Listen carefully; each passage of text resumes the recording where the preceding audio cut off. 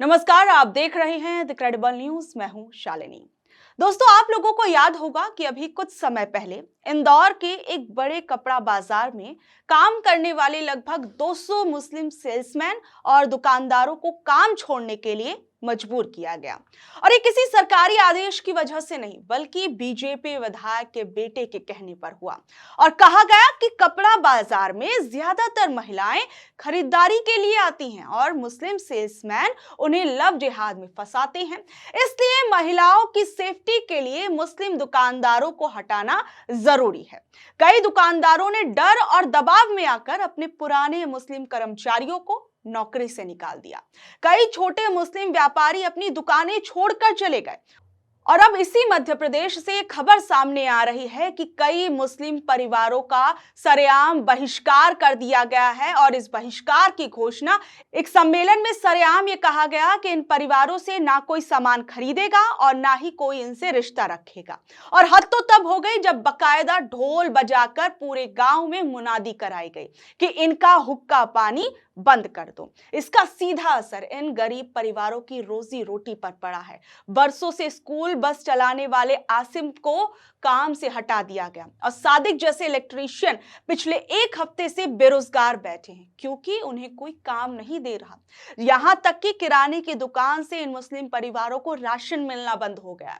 नाई भी उनके बाल तक नहीं काट रहे हैं। ये सिर्फ कुछ परिवारों की बात नहीं है, बल्कि यह सीधे सीधे किसी को भूखा मारने की साजिश है।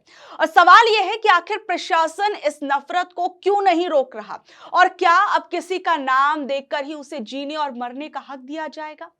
गांव की एक स्थानीय महिला खैरून निशा ने कहा कि वो लोग सम्मेलन में दिए गए बयान को लेकर बातचीत करने गए थे और कहा कि वहां पर भी कोई हल नहीं निकला। उन्होंने कहा कि गांव का माहौल पहले कभी ऐसा नहीं था और सभी समुदाय आपस में मिलजुल कर रहते थे, लेकिन अब बहिष्कार के कारण उन्हें बहुत सी परेशानियां हो रही हैं। और कहा कि बच्चे स्कूल जाने से डर रहे हैं, महिलाएं डर में जी रही हैं। क्या मध्य प्रदेश की मोहन सरकार जो है ये माहौल दे रही है अपने यहाँ के अल्पसंख्यकों को? ये देश आखिर किस मोड़ पर खड़ा है? क्या आप जानते हैं कि नफरत का जो ये जहर हम सड़कों और बाजारों में देख रहे थे, अब वो हमारे बच्चों के स्कूलों तक पहुंच गया है। झारखंड के लोहरदगा से जो खबर सामने आई है वो आपकी रूह कपा देगी। वहां स्कूल में पढ़ने वाले मुस्लिम छात्रों का आरोप है कि उनके साथ ही पढ़ने वाले लड़कों ने बाहर से भीड़ बुलाकर उनकी बेरहमी से पिटाई की है। और उनका गुनाह क्या था कि सिर्फ उनकी पहचान मुस्लिम थी। और ये महज इत्तेफाक नहीं है, ये एक सोची समझी साजिश है। जब समाज के बड़े और रसूखदार लोग टीवी पर बैठकर नफरत की वकालत करेंगे, जब मुख्यमंत्री और नेता मंचों से जहर उगलेंगे, तो उसका असर यही होगा कि स्कूल की बेंच पर साथ बैठने वाले बच्चे एक दूसरे के दुश्मन बन जाएंगे। सोचिए उन बच्चों के जहन पर क्या गुजरेगी जिन्हें सिर्फ उनके नाम की वजह से स्कूल में पीटा गया। क्या वो कभी इस घिनौने समाज को अपना पाएंगे? और इसी मध्य प्रदेश के अंदर मैं एक और घटना आपको बताती हूँ। ये भी हाल फिलहाल की घटना है। अब्दुल नईम, आपको याद होगा, ये अपने गांव के बच्चों को पढ़ाना चाहते थे और इसके लिए इन्होंने एक स्कूल की इमारत बनवाई। उनका मकसद था कि गांव के बच्चों को शिक्षा के लिए कहीं दूर ना जाना पड़े, लेकिन प्रशासन ने इस इमारत को अवैध बताकर इसके एक हिस्से को बुलडोजर से गिरा दिया। प्रशासन कह रहा था कि बिल्डिंग बिना अनुमति के बनाई गई और इसे बनाने में नियमों का पालन नहीं हुआ। हालांकि इस कार्रवाई से ठीक पहले गांव में अफवाह फैला दी गई कि यहां पर अवैध मदरसा चल रहा है। जिला प्रशासन और गांव के लोगों ने बाद में खुद माना कि वहां पर ना तो कोई मदरसा था, ना कोई स्कूल चल रहा था। वो सिर्फ एक खाली इमारत थी जिसे स्कूल बनने के लिए तैयार किया जा रहा था। अब्दुल नईम ने सफाई दी कि उन्होंने स्कूल शुरू करने के लिए कागजी कार्रवाई शुरू कर दी थी और अगर पंचायत की अनुमति में कोई कमी रह गई थी तो वो जुर्माना तक भरने को तैयार थे। और गांव के लोग और स्थानीय लोग भी बता रहे थे कि वहां पर ऐसा कुछ नहीं चल रहा था, लेकिन अफवाह उड़ा दी गई। एक मुस्लिम इंसान जो कुछ बच्चों की भलाई करने के लिए निकला हुआ था, कुछ बच्चों का भविष्य संभालने के लिए निकला हुआ था, उसके इस इमारत पर बुलडोजर चला दिया गया। और ये बुलडोजर की कार्रवाई एक विशेष समुदाय पर ही देखने को क्यों मिलती है? कुल मिलाकर एक तरफ बच्चों के लिए स्कूल बनाने की कोशिश थी, दूसरी तरफ प्रशासन ने अपना सख्त रवैया दिखाया, मदरसे की आड़ में उस इमारत को गिरा दिया, बुलडोजर चलवा दिया। सबसे बड़ा सवाल यहाँ पर यह है कि आखिर में ये बुलडोजर उसी विशेष समुदाय पर चलता हुआ क्यों नजर आता है जिसके जरिए इस समाज को बांटने की कोशिश की जा रही है। अभी आपको मालूम है इस बुलडोजर को लेकर ही इलाहाबाद हाई कोर्ट ने अपना एक डिसीजन दिया। इलाहाबाद हाई कोर्ट ने उत्तर प्रदेश में चल रहे बुलडोजर एक्शन पर सख्त रुख अपनाया और सरकार को कड़ी फटकार लगाई। कोर्ट ने साफ लफ्जों में कहा कि सुप्रीम कोर्ट के सख्त आदेशों के बावजूद यूपी में मकानों को गिराने की कार्रवाई नहीं रुक रही है, जो कि कानून का खुला उल्लंघन है। जस्टिस अतुल श्रीधर और जस्टिस सिद्धार्थ नंदन की बेंच ने हमीरपुर के मामले में सुनवाई करते हुए ये टिप्पणी की कि आजकल एक फैशन बन गया है कि जैसे ही कोई अपराध होता है, प्रशासन तुरंत आरोपी के घर पर अवैध निर्माण का नोटिस चिपका देता है और फिर कानूनी औपचारिकताएं पूरी करने का नाटक करके उसे ढहा देता है। कोर्ट ने इसे शक्तियों के बंटवारे के सिद्धांत के खिलाफ बताया और याद दिलाया कि किसी को सजा देने का अधिकार सिर्फ कोर्ट के पास है, प्रशासन के पास नहीं है। यानी आप समझ सकते हैं कि कोर्ट ने साफ तौर पर योगी सरकार को उनके बुलडोजर एक्शंस पर फटकार लगाई। जहां एक तरफ ये तमाम मामले सामने आए, वहीं दूसरी ओर एक और खबर सामने आई जहां कुछ लोग इस समाज में नफरत फैला रहे हैं, वहीं कुछ लोग ऐसे भी हैं जो इस समाज को जोड़ रहे हैं, कुछ ऐसी मिसालें पेश कर रहे हैं जो समाज के हर शख्स को समझनी और सोचनी चाहिए। मैं आपको एक खबर बताती हूँ। दामोह के निबोर गांव में इंसानियत की बेहद खूबसूरत तस्वीर सामने आई और ये दामोह भी मध्य प्रदेश का ही हिस्सा है। यहाँ एक यादव परिवार ने मिसाल पेश करते हुए अपनी मुंह बोली मुस्लिम बेटी नजमा खान का निकाह पूरे धूमधाम से संपन्न कराया और इस हिंदू परिवार ने न केवल नजमा को पाल पोस कर बड़ा किया था, बल्कि उसके लिए एक मुस्लिम वर ढूंढकर पूरे मुस्लिम रीति रिवाज के साथ उसकी शादी भी जिम्मेदारी के साथ कराई। और जो ये गांव है, यहाँ पर यादव जो हैं वो बहुसंख्यक हैं और सभी जो यहाँ पर हिंदू परिवार थे वो लोग इस शादी के अंदर शामिल हुए और इस शादी का हिस्सा बने।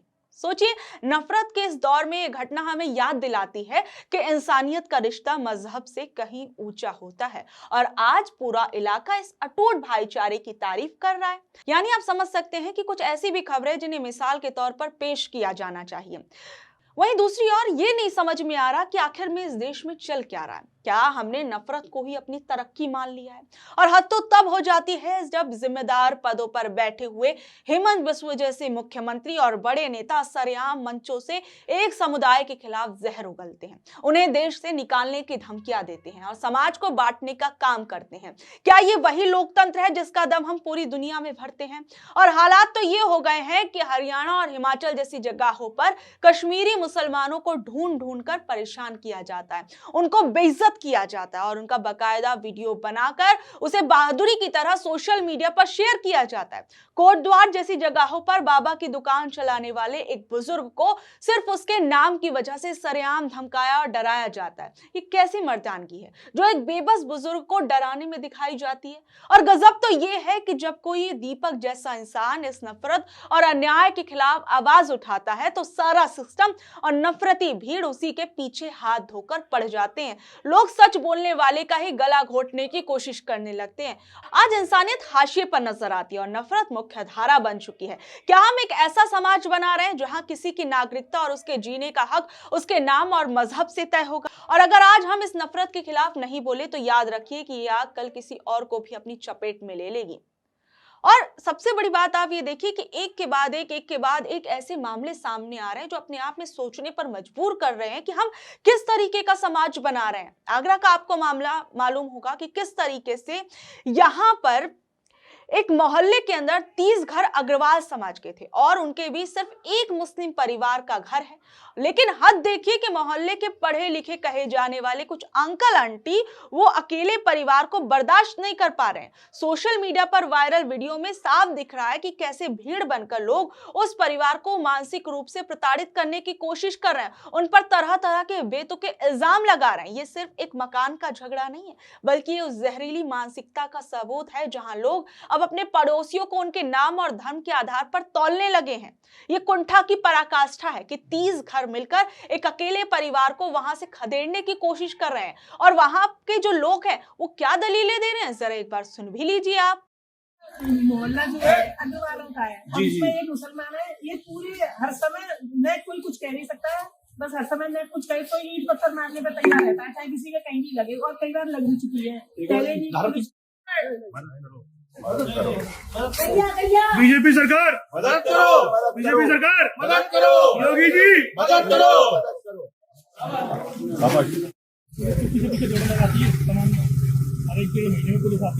कौन सा घर है आपका?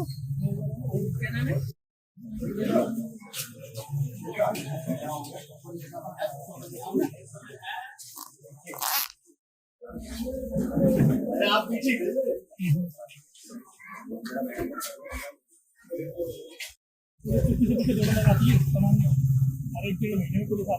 कौन सा घर है आपका? अब अगर आप इन सभी कड़ियों को जोड़कर देखें तो चाहे वो इंदौर के बाजार से मुस्लिम सेल्समैनों को निकालना हो, एमपी के गांव में मुनादी कराकर बहिष्कार कराना हो मुस्लिम परिवारों का, या फिर एक स्कूल के अंदर मासूम बच्चों की पिटाई हो वो भी सिर्फ उनके धर्म के आधार पर, और या फिर आगरा के मोहल्ले में एक परिवार को मानसिक रूप से तोड़ा जा रहा हो, तो ये साफ दिखा रहा है कि देश में एक खतरनाक पैटर्न चल रहा है। ये कोशिश है पूरे समुदाय को समाज से काट देने की, उन्हें आर्थिक रूप से बर्बाद कर देने की और उनके बच्चों के मन में डर बैठा देने की। जब समाज के सभ्य दिखने वाले लोग भी इस नफरत का हिस्सा बन जाएंगे तो समझ लीजिए कि बीमारी बहुत गहरी हो चुकी है। ये नफरत सिर्फ एक समुदाय के लिए नहीं बल्कि हमारे देश के उस भाईचारे और संविधान को खत्म कर रही है जिसे हमने एक सूत्र में पिरोया था। बहरहाल आप लोग इस खबर पर अब क्या कुछ कहेंगे, नीचे दे कमेंट बॉक्स में जरूर अपनी राय बताइएगा और ऐसी अपडेट से जुड़े रहने के लिए देखते रहिए द क्रेडिबल न्यूज। मैं हूं शालिनी, धन्यवाद।